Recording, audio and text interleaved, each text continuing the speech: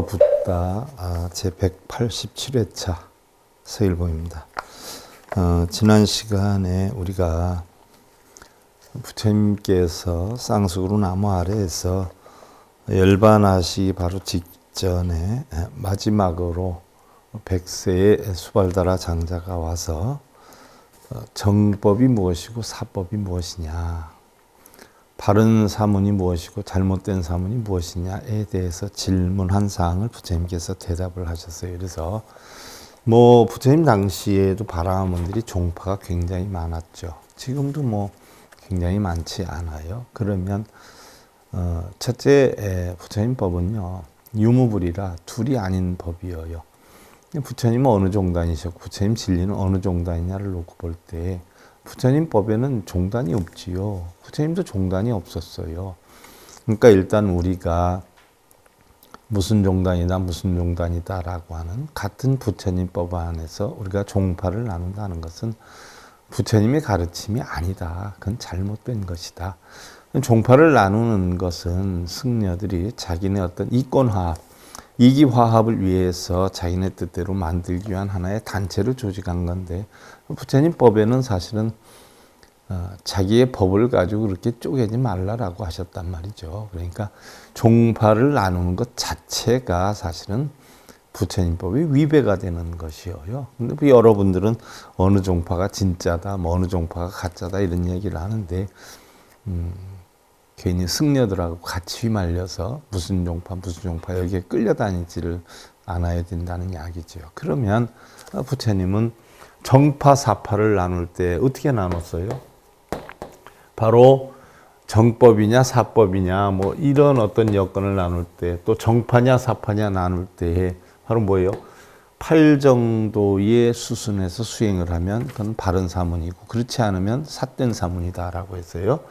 그럼 정법은 뭐냐? 8 정도의 수순한 법을 집행하고 가르치면 그것은 올바른 집단이고 단체고, 그렇지 않으면 삿된 단체다. 무엇이 있다 없다, 복이 있다 업이 있다, 이런 것들은 전부 뭐예요? 사파에 해당이 되는 거예요. 부처님의 법은 아니에요. 우리가 요즘 여러분들 그 달마대사가 유일하게 이조해가에게 전수한 능가경 공부를 하고 있는데, 능가경에도 보면 업이라고 하는 것은 없다라고, 없다. 있기는 있어도 순식간에 있는 것이다. 본래 있는 것도 아니고 계속 유지되는 것도 아니다. 어떤 한순간에 만들긴 하는데, 그 능가경에 의하면 업이라고 하는 것은 바로 바닷물의 파도와 같다라고 했어요.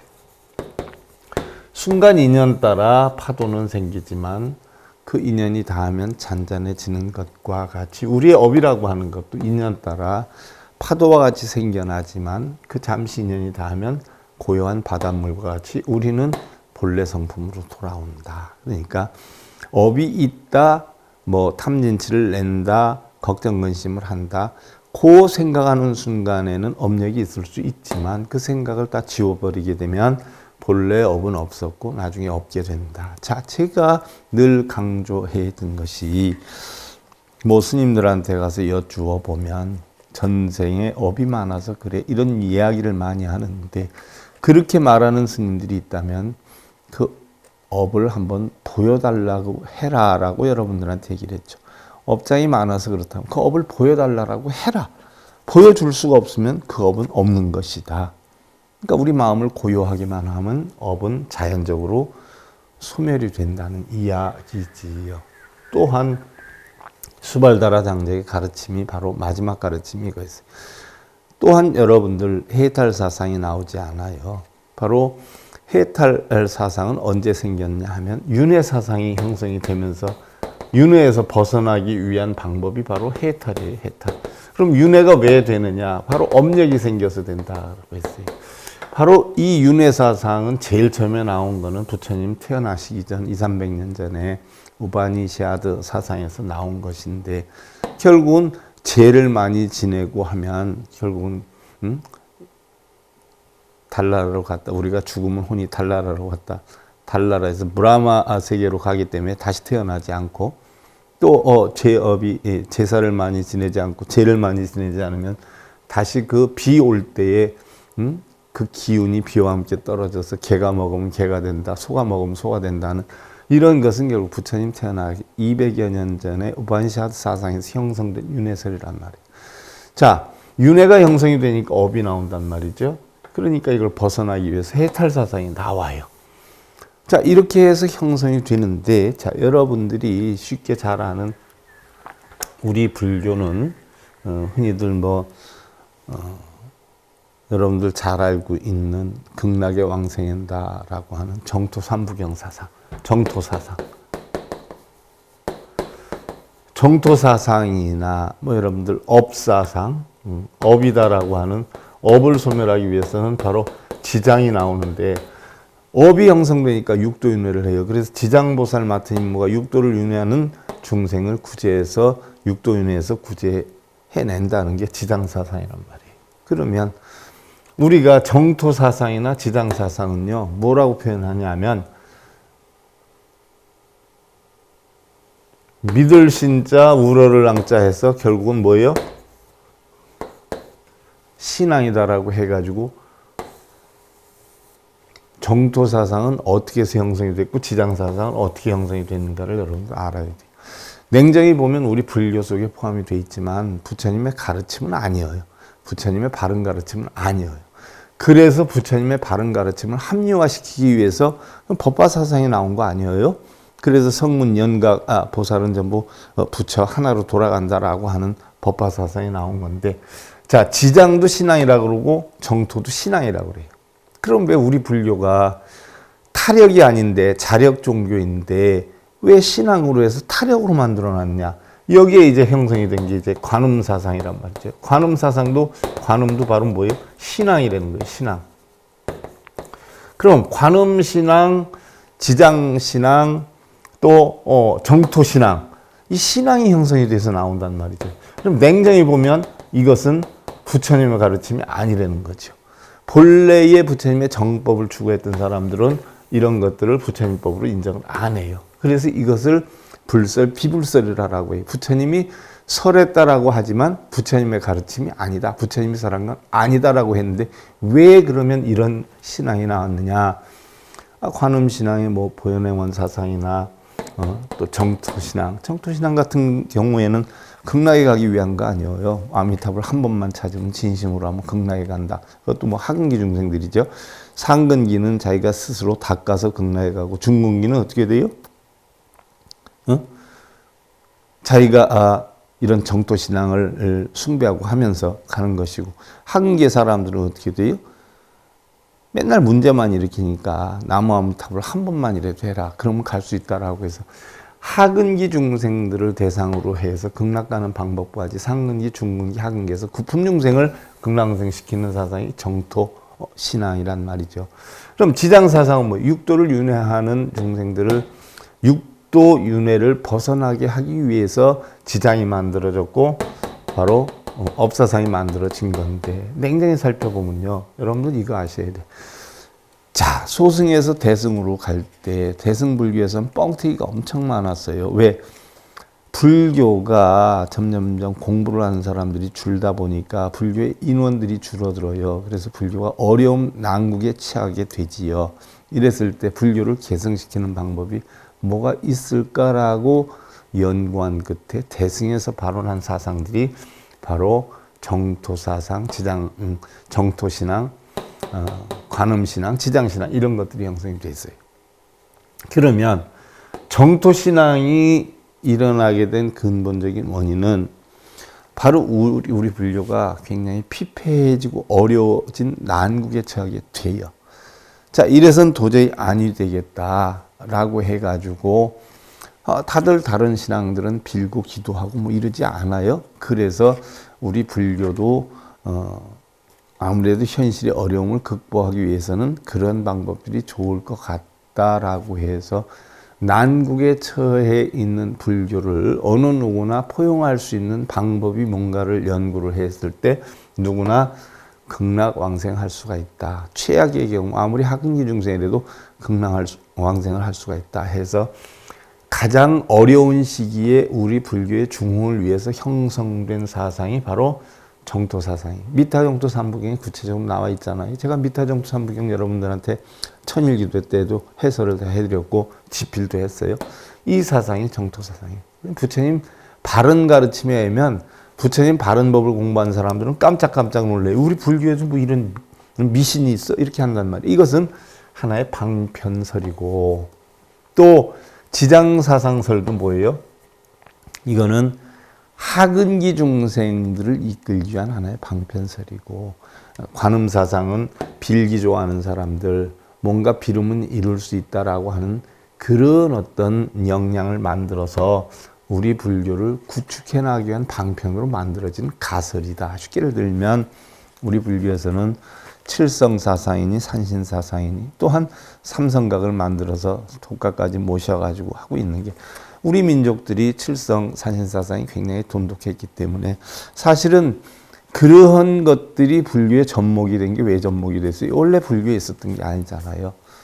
그런데 우리 민족이 칠성 산신사상이 굉장히 풍족하다 보니까 부처님 계신 곳에 와서 부처님께 빌면 이루어진다라든지 하는 것보다는 어떻게 돼요? 우리가 원래 민속신앙으로 믿어왔던 칠성이나 산신사상, 우리 절에서도 모시고 있으니까 뭐 구태여 산에 가려고 하느냐, 칠성을 뭘 찾느냐, 우리 절에 와서 찾아라.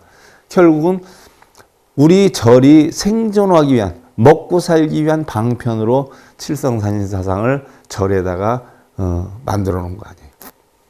자, 성철 스님이, 청담 스님이 이 조계종을 만들어 가지고 처음에 종정할 때 성철 스님이 제일 먼저부터 한 게 절에서 칠성산신각을 없애자. 그건 불교 사상이 아니다라고 제일 먼저 주장을 해야 했어요.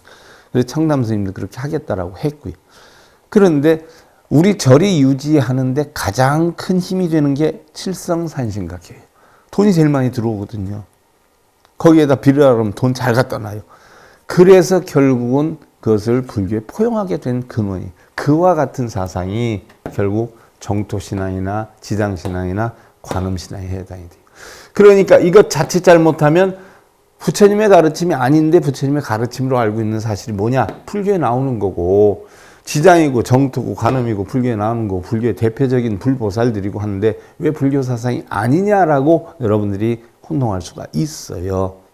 바로 이러한 불보살을 등장을 시켜서 이러한 불보살님에 대한 신앙 형태가 나오는 거예요. 이것은 우리 불교를 존속하기 위한 방편으로 만들어 놓은 거지 원래 부처님 법은 아니에요. 그랬다 나중에 사람들이 혼동하고 이걸 가지고 따지고 이러다 보니까 나중에는 어떤 사상이 나오는가요? 충돌 사상이 이루어지죠. 그래서 결국 소승이든 대승이든 다 전부 어디에 있어요? 한 마음에 있다라고 하는 거예요. 그래서 바로 이 사상이 여러분들 잘 아는 극락과 지옥이 따로 있는 것이 아니라 바로 내 한 마음에서 비롯이 된다. 능가경에도 있죠. 유마경에도 있어요. 극락과 지옥이 따로 있는 게 아니다. 어디에 있냐? 한 마음에 있다로 함축을 시켜버리는 거예요. 그래서 미신적인 불교가 형성되기 시작한 게 바로 정토신앙하고 지장신앙이라고 하죠. 거기다 가세한 것이 관음신앙이에요. 그런데 냉정히 보면 부처님의 정법의 가르침은 아니다. 이거는 하근기 중생들, 또 우리가 굉장히 어려움에 처해 있을 때, 우리가 조선시대에 결국은 숭유역불 정책 때문에 어려움을 겪을 때 칠성 산신사상을 불교에 도입한 것과 같이 중국에서도 바로 파불 시대가 있었죠. 불교를 파에서 없앴던 멸불 시대가 있었어요. 이 시대에 사찰과 승려들을 다 없앴잖아요. 무려 뭐 수만 개의 사찰을 없앴고 수십만의 승려들을 다 없앴어요. 그리고 중국 그 큰 데에 상도에 절 하나, 중도에 하나 해가지고 절 2개 딱 남겨놓고 승려들은 30명씩 해서 60명 딱 남겨놓고 떠돌이 스님들이 20명에서 그 큰 중국 땅에 절 2개만 인정을 하고 승려들 80명만 빌고 기도하고 뭐 믿습니다 하는 승려들은 다 승려로 안 하고 전부 환원시켜버리고 선수행하던 스님만 딱 한 60명에서 80명 남겨놓고 다 폐불 정책을 시켰잖아요. 그게 유명한 그때 살아남은 스님이 유명한 백장 스님 아니에요. 백장 스님. 바로 해능 스님의 후손들이 살아남은 거예요. 그래서 바른 불교를 전해왔던 것이죠. 빌고 절하고 기도하고 이런 불교는 불교의 부처님 정법의 가르침이 아니죠. 근데 지금 그 당시에 폐불 정책 썼거나 우리나라의 숭역 억불 정책 때문에 불교가 살아남기 위해서 가진 애를 쓰다가 결국 미신으로 전환이 됐던 사상인데 지금도 명품종단에서 빌고 기도하고 하면 그게 진짜인 줄 알지 않아요? 제대로 공부하시는 분들이 없어서 그러는 거예요. 그래서 그건 부처님의 바른 가르침은 아니에요. 그런데 참고로 알고는 계셔야 돼. 빌어서 나는 편안하다 하는 사람들은 쓸데없는 시간 낭비고 오래가지도 않고 순간 자기 마음 편하고자 하는 것이지 부처님의 깨달음이나 부처님의 가르침법은 아니지만 그게 편하다면 어쩔 수 없는 거죠. 나는 밥이 굶는 것이 먹는 것보다 편해하면 굶는 것과 마찬가지죠. 하지만 정상적인 부처님의 가르침은 아니다라는 거 참고로 알고. 자, 오늘은 부처님께서 열반인데요. 부처님께서 이제 열반을 하실 때 누구를 스승으로 삼고 수행의 근본은 무엇으로 삼냐라고 하는 질문이 형성이 돼요. 부처님께서 자, 만일 내가 없을 때, 비구들이야 내가 없을 때 그때의 부처님 살아계실 때 들었으면 좋았을 것을 하는 후회가 생기지 않도록 물을 만한 것들은 모두 빠짐없이 묻도록 할지어다 라고 말씀을 하셔요. 그러지 않는다가 묻지요. 부처님이시여. 세존께서 계실 때는 세존을 스승으로 삼았는데 혹여 세존께서 닐바나에 드신다면 그때부터는 우리는 누구를 스승으로 삼아야 합니까? 그리고 수행의 근본은 무엇으로 삼고 육군 비군은 무엇으로 다스리고 경전의 결집은 어떻게 해야 하는 것입니까? 하고 질문을 해요. 자, 누구를 스승으로 삼냐라고 했을 때 부처님께서는 비구들이요. 그대들은 내가 죽는다 해도 스승이 없어졌다는 생각을 해서는 아니 되니라. 그랬어요. 자, 부처님은 돌아가셨지만 부처님은 살아있다라고 하죠. 우리가 불법성 삼보 가운데 무엇이 제일 중요해요?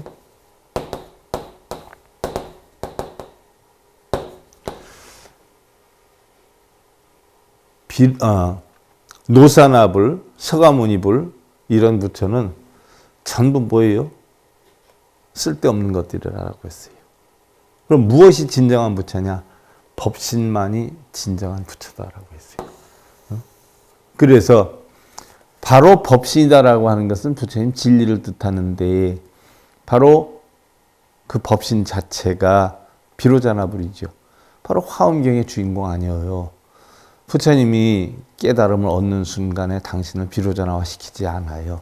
화엄경에 보면 80화음, 60화음이고 7처9에 7처8에 34품, 39품 하지만 사실은 제일 먼저 만들어 놓은 게 뭐예요? 부처님이 화엄을 설하면서 자기의 진리를 비로자나화 시키지 않아요. 그래 놓고 보살을 만들어 놓죠. 문수보살을 만들어 놓죠. 그래서 사성제 8정도를 설하게 하지요. 그러니까 결국 우리 불교는 부처님의 진리는 법신이 본체고 사성제 8정도 12연기법이 부처님 가르침의 핵심이다. 그것을 어떠한 방식으로 어떠한 길로 어떤 중생에 따라서 근기에 맞게 가르침을 주었냐라고 하는 것이 부처님 가르침의 가장 중요한 부분이기도 하다는 얘기. 절대 부처님 가르침 진리에서는요. 부처님이 빌어라, 기도해라, 독경해라, 사경해라 단 한 구절도 나오는 데가 없어요. 단지 조금 있다 하면 아까 얘기했던 정토사상, 또 지장신앙 이런 데서 조금 나오지요. 근데 그 지장신앙이나 정토신앙도 냉정히 알고 보면 바른 깨달음을 얻기 위한 방편으로 하근기 중생들에게 또한 우리 불교의 난세 일대에 누구나 불교에 포용시키기 위해서 한 방편으로 했던 것이 부처님의 본 가르침은 아니잖아요. 그건 바르게 한 사람들은 알 거예요. 근데 바르게 하는 스님들은 무조건 지장보살 만들고 보시하고 지장보살을 찾으라 그러고 나무암탑을 찾으라 그러고 그렇게 강조하는 분들은 대승경전 공부 하나도 안 한 분들이에요. 다 나오잖아요. 유마경, 원각경, 능각경 다 거기에 나오잖아요. 다 그건 비불설이라 학기 중생들을 위해서 그런 거다. 우리 불교 어려움이 있을 때 타개나기 위한 방편으로 한 방편설이다. 부처님 가르침은 아니다. 아니, 나오잖아요, 다. 그런 공부까지는 안 한 분들이라서 그래. 하긴 그런 공부까지 한 사람들은 드물죠. 우리나라에 10손가락 안에도 안 들죠. 자, 그래서 불법성 삼보 가운데 법이 제일이다라고 했어요. 그래서 내가 죽어도, 육신은 죽어도 부처님이 뭐예요? 당신이 편 진리는 영원히 세세생생 죽지 않는단 말이죠. 그러니까 진리를 믿어야 된다. 그리고 뭘 따르느냐? 기율을 따르라라고 하는 거죠. 그래서 내가 그대들에게 설한 그동안의 법과 율이 바로 그대들의 스승이 아니겠느냐. 그 법에는 스스로와 남을 이롭게 하는 모든 법이 갖추어져 있느니라. 나는 이미 인간과 천상의 모든 제도할 만한 것들은 모두 제도를 했고, 인간과 천상, 육도윤회를 하는데 천상, 인간, 아수라 이렇게 되죠. 인간, 아수라 또는 천상과 수라와 인간, 그 다음에 사막도, 축생, 아귀, 지옥. 이 육도윤회 가운데 제일 높은 곳이 어디예요? 천상과 인간이죠. 천상은 왜 나요? 십선업을 많이 해서 나죠. 탐욕이 적으면 나요. 인간은 왜 나요? 성냄이 적으면 나요. 열심히 살려고 노력을 하죠. 그러니까 인간과 천상이 육도윤회 가운데는 가장 높은 데이기 때문에 천상과 인간을 위해서 모든 제도할 만한 것들은 제도를 했고, 혹여 아직 깨우침을 얻지 못한 그런 자가 있다라고 하더라도 깨우침을 얻을 수 있는 인연을 모두 맺어 놓았으니 이제부터 그대들은 스승과 제자가 서로 아끼며 이 법을 전해 간다면 열애의 법신이 항상 존재하여 멸망하지 않을 것이로다. 그러면 수행의 근본은 뭐로 삼아야 됩니까? 라고 했을 때 또한 수행에 대해서는 바로 사념처로 근본을 삼아라 라고 했어요. 사념처는 여러분들한테 수도 없이 설명해 드렸어요. 그 사념처가 뭐예요? 바로 몸, 또 감각, 또 마음, 또 법. 법에도 우리가 집착하면 안 되죠. 법집에 빠지면 안 돼. 이게 념처예요, 념. 항상 이 생각을 하고 살아라는 얘기예요. 신념처, 수념처, 심념처, 법념처. 그럼 신, 우리는 대부분 몸에 대해서 애착을 갖기 때문에 번뇌를 만들어요. 몸은 부정하다고 관해라.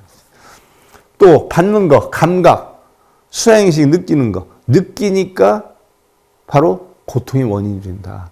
이런 건 전부 뭐예요? 고통으로 알아라. 느끼는 거, 받는 거, 이런 거. 다 고통으로 알아라. 그 다음에 심. 마음은 항상 변하지 않느냐. 항상 하지 않는다. 항상 변한다는 이치를 알아라. 무상하다. 법.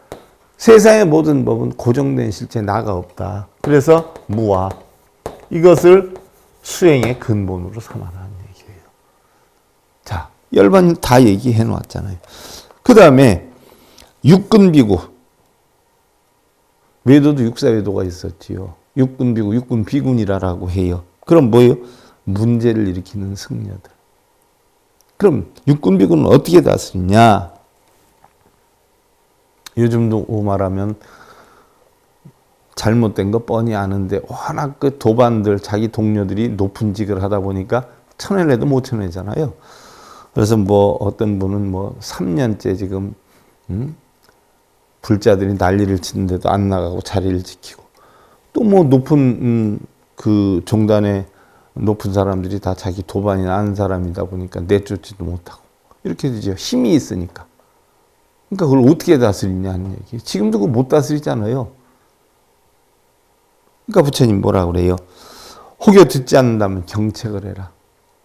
이야기를 해라. 잘못된 거, 허물을 이야기를 해라. 그래도 듣지 않는다면 무건으로서 대할지어다. 무건. 무건이다라고 하니까 말씀 원자를 쓰니까 말하지 말지어다 이렇게 하는데, 무건이다라고 하면 말만 하지 않는 게 아니에요. 마음으로 내놓으라는 이야기죠. 제가 상좌들 데리고 있을 때 상좌들이 하도 말이 많아가지고 한 달 동안 무건 수행을 시켰어요. 상좌들 한 10여 명 데리고 있을 텐데 마스크를 씌우고 마스크에다 매직으로 무건 수행 이렇게 써요. 무건. 그리고 등에도 무건자 하나 써서 붙였어요. 왜? 뒤에서도 멋모르고 불자들이 뭐 집회나 이런 행사 있을 때와 스님하고 부를 수도 있고 이러기 때문에 일체 말을 하지 못하게 묵언을 시켰어요. 그런데 대부분 묵언하면 그냥 말을 안 하는 것만 묵언인 줄 알아요. 아니에요. 육근의 작용을 멈추는 자체가 묵언이에요.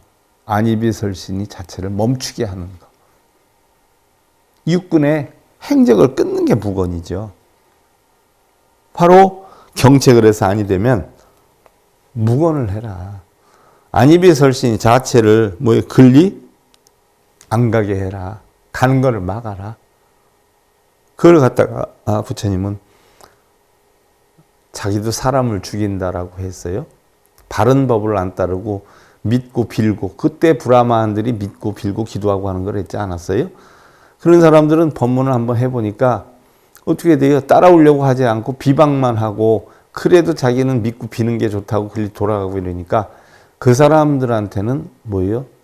법문을 할 필요가 없다. 오히려 비방만 한다. 그네들한테는 묵언을 해라. 그게 그 사람을 죽이는 거다. 부처님 마음에서 죽이는 거다라고 했어요. 그 사람에 대해서는 두 번 다시 뭐예요? 법문을 하지 말아라는 얘기예요. 마음을 주지 말고 말을 하지 말아라는 얘기죠. 그게 무건수행이에요. 그래서 부처님도 자기도 그렇게 한다라고 했어요. 여러분들은 뭐 부처님은 죄를 짓거나 어쨌거나 다 자비롭게 하는 줄 알지? 아니에요.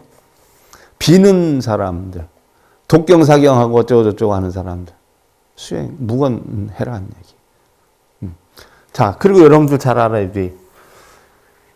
마가섭에게 부처님이 법통을 전서를 했죠. 그 다음에 이대사존은 누구예요? 아난이란 말이죠. 근데 아난이 어떻게 됐어요? 부처님 열반하시고 나서 쫓겨났어. 그래서 경률론, 부처님 경에 대한 결집을 할 때, 경전 결집을 할 때 쫓겨났어요. 그랬는데 그 경전 결집하는 기간이 한 3, 4개월 됐다라고 했죠. 쫓겨나가지고는 말을 잘하니까, 부처님 말씀에 대한 기억을 잘하니까 자기 사찰을 만들어가지고 엄청나게 신도를 많이 끌어모았죠. 바로 부처님 제스시 대바달다처럼. 대바달다가 부처님 제자 700여 명 데리고 나가지고 자기 이 종단을 하나 만들지 않았어요? 바로 그와 같이 아난도 자기가 나가서 부처님 법을 전한다. 또 아난이 부처님 26년을 시봉했으니까 진짜 가르치면 아난에게 떼가지고 사람들이 굉장히 물밀듯이 많이 몰려들었죠.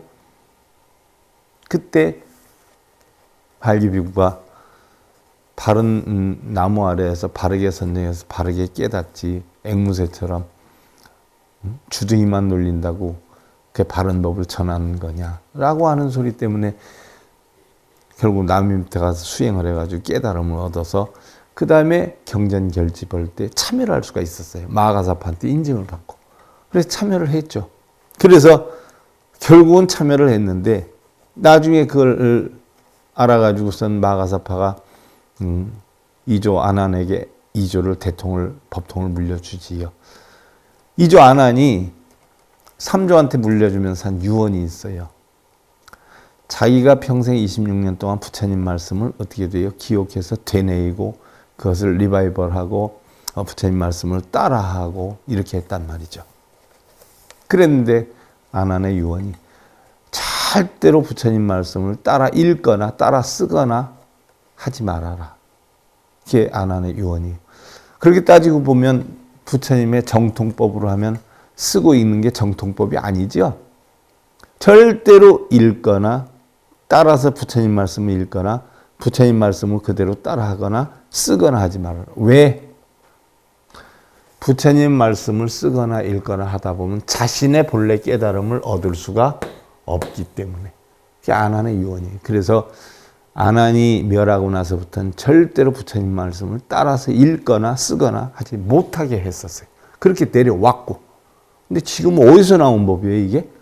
절절마다 독경사경은 어디에서 나온 법이? 부처님 법이 아닌데?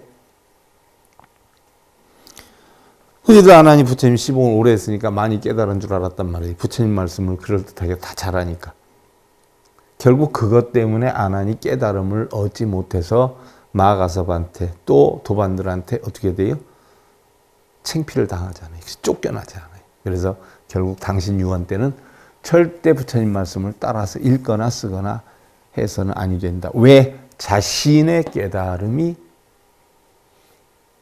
깨달음을 얻을 수 없기 때문에. 그러니까 여러분들 나는 누구 제자야, 우리 문중은 누구야, 이러는 사람들은 전부 뭐예요? 깨달음이 없는 사람이에요.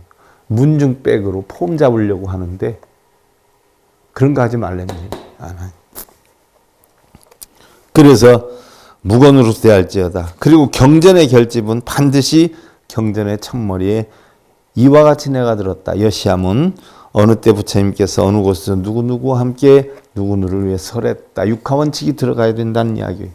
그러니까 법문을 하더라도 스님들이 어느 경전에서 이렇게 얘기했다, 이렇게 해야 원칙이지, 부처님 가르치면은 이래 저래라고 얘기를 하는 건 부처님 가르침이 아니라 전부 뭐예요? 자기 장사를 위한 장사법으로 설하는 거예요. 여러분들 잘 아실 거예요. 무진장 큰 스님이라고. 원래 해명 스님이었잖아요. 하동산 스님의 상좌. 법모사 가다 보면 입차문내 막존지가 됐던 주련, 그 법당의 주련을 바로 해명 스님이 옛날에 칼 같지도 않은 칼, 플라스 칼 같은 거 있었잖아요. 옛날에 50판하고 5원 했던 거. 그런 걸로 다 팠어요.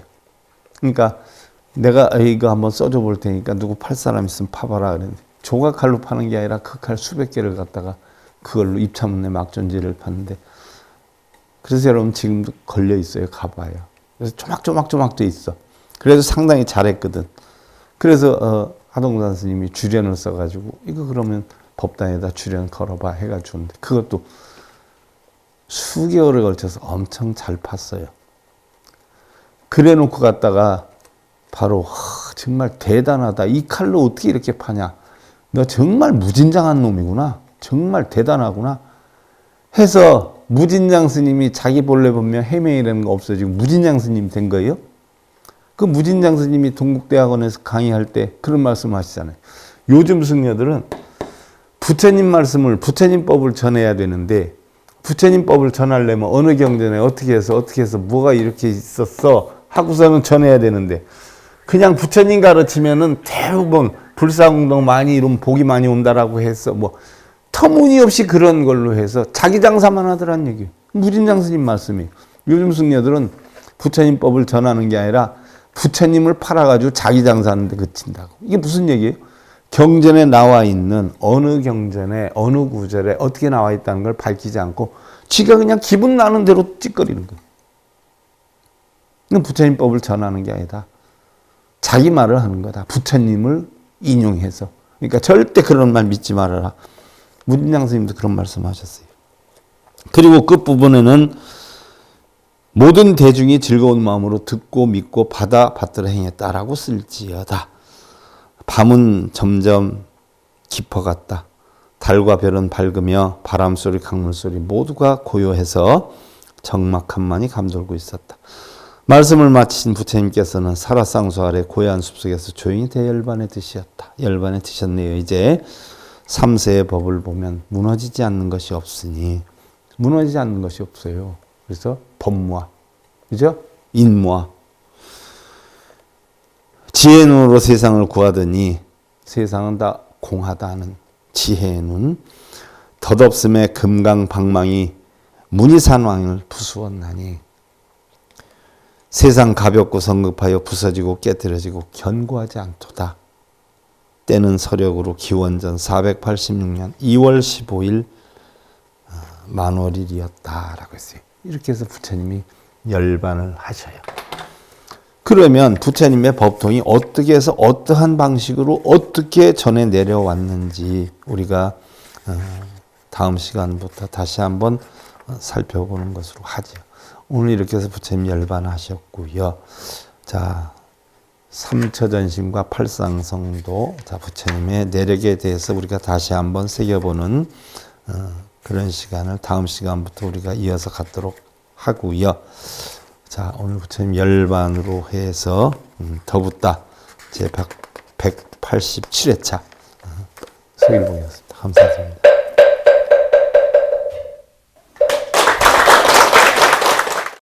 행복으로 가는 진검다리에 서길봉 스님이 여러분들을 초대합니다.